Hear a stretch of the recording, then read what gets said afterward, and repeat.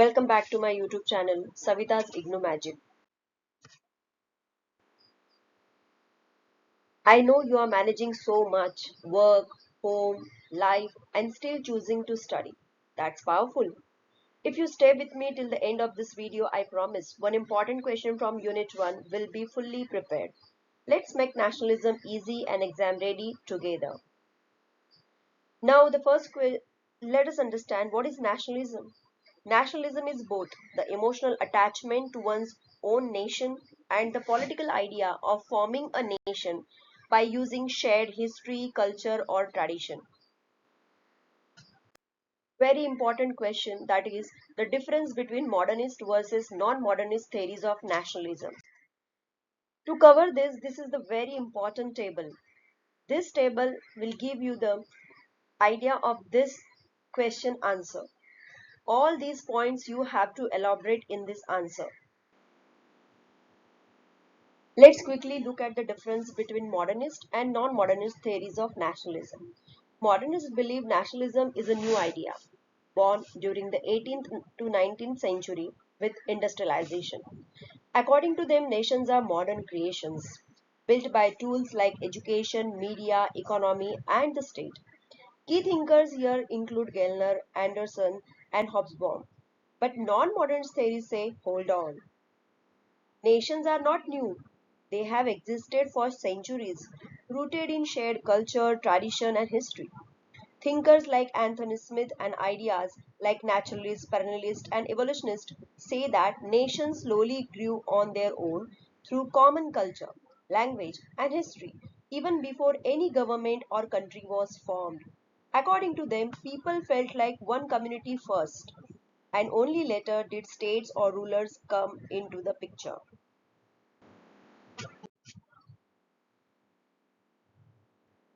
So let's discuss modernist theories of nationalism and non-modernist theories of nationalism in detail.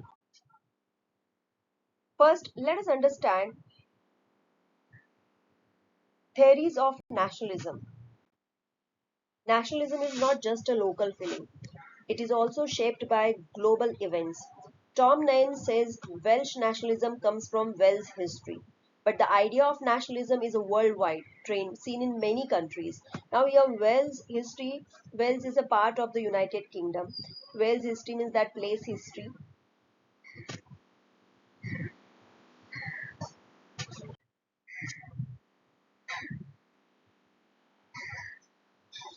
Different scholars have different views on why nationalism happens. Some say it's a part of human development, others say it comes from the basic human need to feel connected to a group, but all agree. Nationalism is a global idea that spread widely between the 18th and 20th century. Thinkers don't disagree on what nationalism is, they differ on how they explain it. Some say, is nationalism just an accident or deep human need? Is it based on ideas like unity or material things like economy? Is it a false belief or a real goal? Is it caused by people or by big systems? These pairs show how different views explain nationalism in different ways. The most important difference between these two theories, that is modernists who say nationalism is a modern idea shaped by things like capitalism, print culture and state building. And non-modernists, they believe it existed before modern times and is connected to deep historical or cultural roots. So what existed before modern times? Nationalism.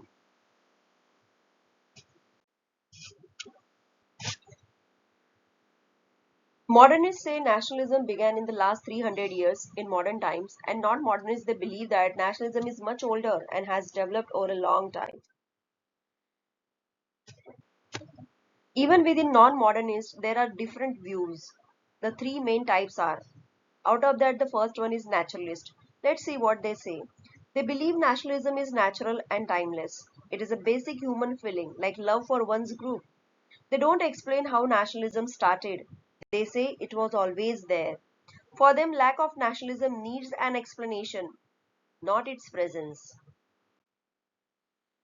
Second group is perennialist. Similar to naturalists, but they focus more on how nationalists themselves view history. Nationalists often say their nation has always existed. Historian Eric Hobsbawm described this method of reshaping the past to justify the formation of a modern nation as an invented tradition. Now let's see what is invented tradition. Invented tradition by Eric Hobsbawm. Nationalists use past traditions to justify their nation. They claim their nation has roots in history, but often the tradition is not real. It is created or modified to fit their purpose. Now let's see what evolutionists say. What evolutionists say. They agree that nationalism is strong in modern times, but they say it grew out of pre-modern cultures. They focus on ethnic ties and traditions and shared memories. Here example is given: Greek nationalism is linked to Byzantine rule and ancient Greek history. Scholar Anthony D. Smith supports this view. How you can conclude this? The non-modernist theories such as naturalist, perennialist, and evolutionist, they explain that nationalism is not a new or modern idea. These theories believe that nations have existed for a long time, based on shared language, culture, territory, and history. They saw that national feelings grow naturally and slowly over generations. This view helps us understand that nationalism has deep historical and emotional roots. Let's see about the modernist theories. Modernist theorists believe nationalism is a modern phenomenon, starting in the last 200-300 years, but they don't all agree with each other. Eli Kaduri, nationalism as an idea. His view is nationalism is a doctrine, means set of ideas invented in Europe in the 19th century. He saw it as a part of European intellectual history, not connected to economic or social structures. For him, nationalism is about ideas and beliefs, not about how societies are organized. Ernest Gellner, nationalism from industrial society. His view was nationalism is a result of the shift from agrarian to industrial society. His approach is both structural due to big changes in economy and society, materialist not based on ideas but real economic forces. Gellner's theory explains that modern industry needs people who can read, write, and work in a common language. People move jobs and places, so shared culture is needed. Old systems like caste break down, all are equal. The state teaches one culture to make people loyal. This creates nationalism. People want to belong to a nation with their culture. Here the criticism is also there. This idea fits Europe but not colonies like India or Africa, where nationalism grew for different reasons.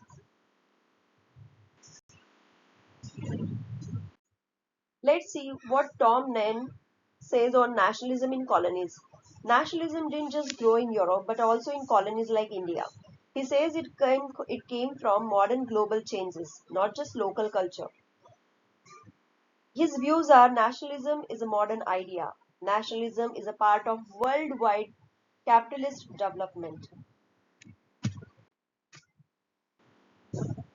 Tom Nairn's theory of nationalism in colonies. Capitalism created rich countries and poor colonies. Colonies were exploited and left out of progress. This caused anger in colonial leaders. Nationalism was their reaction to foreign rule.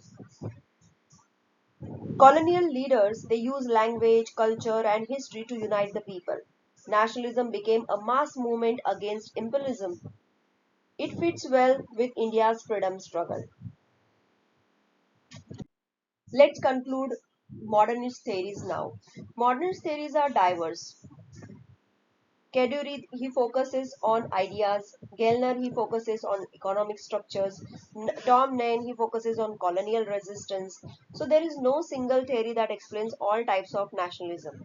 Different regions and histories require different explanations.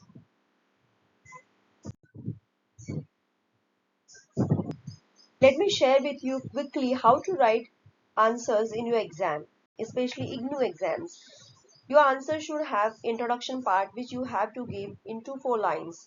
Define the main term, topic and its related content in short. Second main part is the body, well structured. Use headings or bullet points. Third one is use visuals if possible. like small tables, flowcharts, or timelines. Keep them neat and relevant.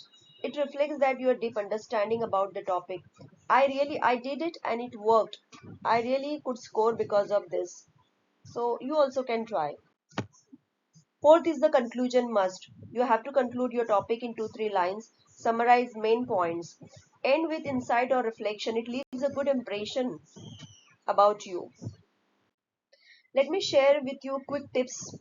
You have to underline keywords if you have time. Keep answers within word limit. This is very important because IGNOU doesn't provide you extra supplements. So for five questions which